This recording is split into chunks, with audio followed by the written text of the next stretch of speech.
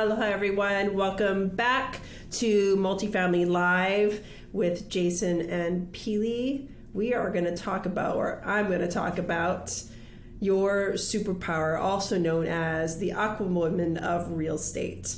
So you've heard us talk about, Jason and I talk about superpowers before, like finding that portion of real estate that you really feel adept at, you really feel that you can excel at, and excel at it. Jump in and take those reins and become the best blank, fill in the blank, that you can be. And that still very much holds true. So a lot of what I'm going to talk about today is for any of my newer investors in the room. As you're developing your skills, as you're acknowledging what parts of real estate you like, don't like, what asset classes, there's so many decisions to be made. So if I were to start again, this is what I would do. And I actually honestly would not change anything that I've done so far, except for one thing. And that is the fear factor, the risk factor. I did not take enough risks. And I actually held back my husband from taking more risks because I am, or thought I was, naturally risk averse. I'm actually not.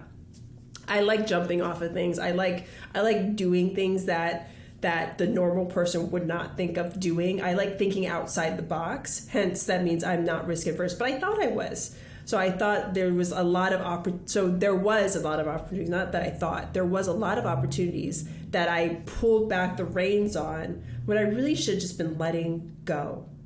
And understand this, I was either pregnant or with a child during pretty much all of our real estate career. Our children are now 8, 6, and 4. So you can imagine how crazy it's been in this last almost a decade of our, actually it has been a decade, of our real estate careers together. So that's one thing I would change. But for everyone else that's listening to this, this is how we built up to what we have today. Number one, we educated ourselves. Bigger Pockets was still, it's Bigger Pockets at the time was, let's call them, they were like teenagers at the time. Not quite infancy, not quite the powerhouse that they are today. But we listened to Bigger Pockets. We made friends. We took on mentors, even though there was like two different like frames of thought, the non-guru and the anti-guru, and the guru go for a mentor. We went the mentorship route. We tried to do it ourselves, and we succeeded. But every time we took on a mentor, we up-leveled. Number one, we paid a steep price for their mentorship, but we made that money back tenfold. I would even say 100-fold at this point.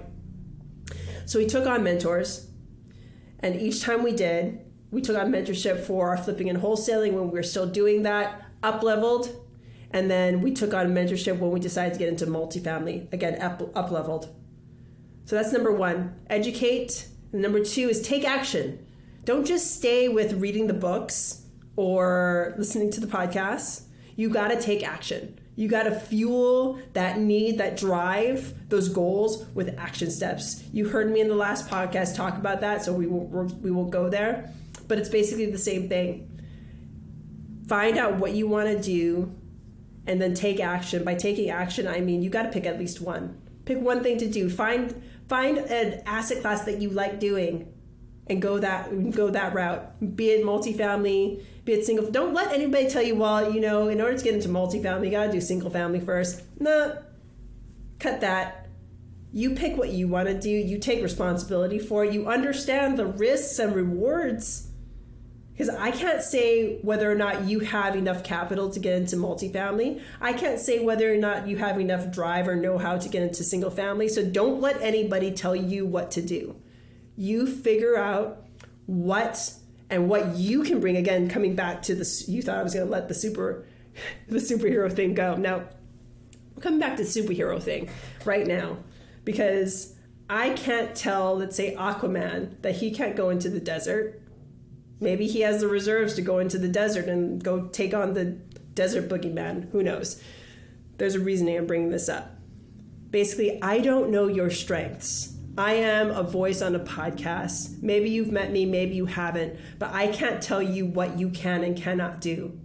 Only you can decide that. So if you want to get into multifamily, figure out what it takes to get into multifamily and make that decision. You want to get into fix and flipping, you do that. You want to get into mobile homes, you do that too. You want to do real estate syndication, you do that. You want to do private money lending, you do that. Whatever it is, you need to look at your strengths, your weaknesses. What is your superpower? And every superhero you know has their kryptonite. So what's your kryptonite? You got to discover that for yourself.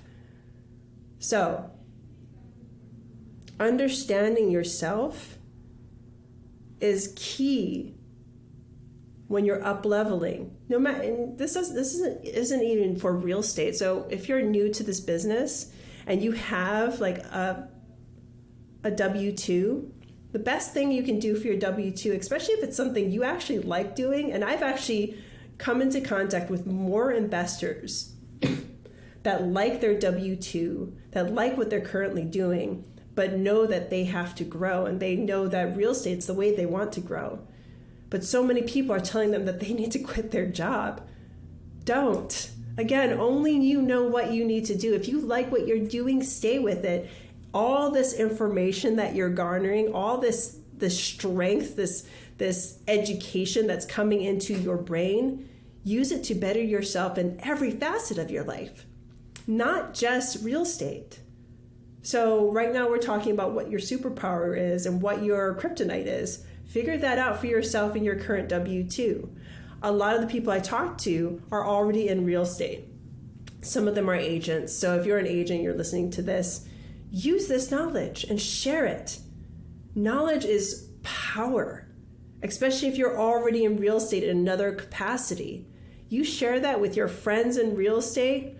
Even if you're not, say you're in finance, share this with your friends in finance. Share this with the people that you know only invest in stocks, or only invest in crypto, or only invest in ...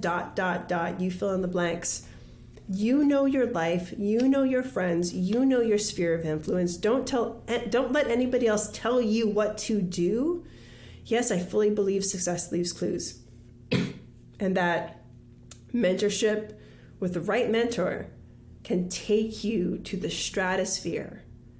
But only you know your power, and only you know your weakness.